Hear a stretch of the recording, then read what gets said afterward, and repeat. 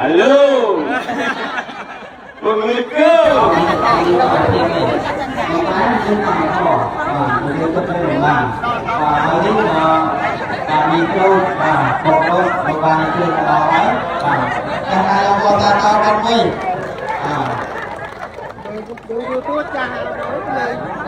Bà còn chơi một ngày nhé, bà tạm đi vào công cư.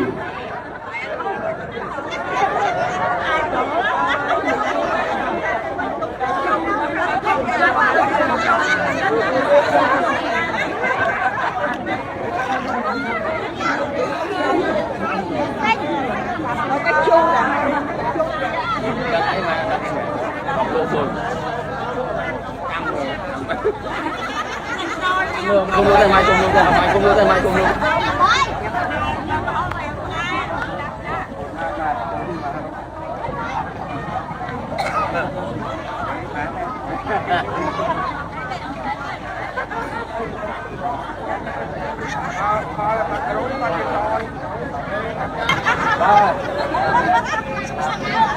Bài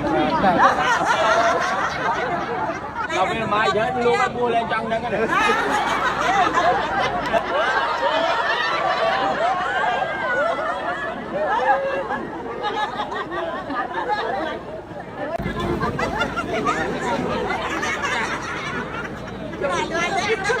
Halo. Assalamualaikum.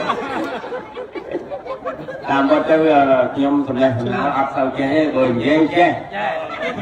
Cái thằng dây đi lúc dây nó mà đua nhom cả. Đua chia là mắt ác đâu đâu.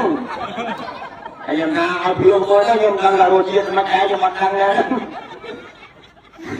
Ê, sầm lên nha, đái sầm lên. Lên quảng đó. Đâu giờ kề cua vô mùi nha. Rồi. Chẳng cơ nhóm đang ra đua chia là mắt tiêu một cơ nhóm đi. Ông đi cơ nhóm thấu đi. Cơ nhóm thấu đi cho bác chân cực. Cơ nhóm cho bác chân cực đi. Ta cần ác. Chân. Tập đi tí mà. Ta chân cho bác chân. Anh ác cái này không đâu.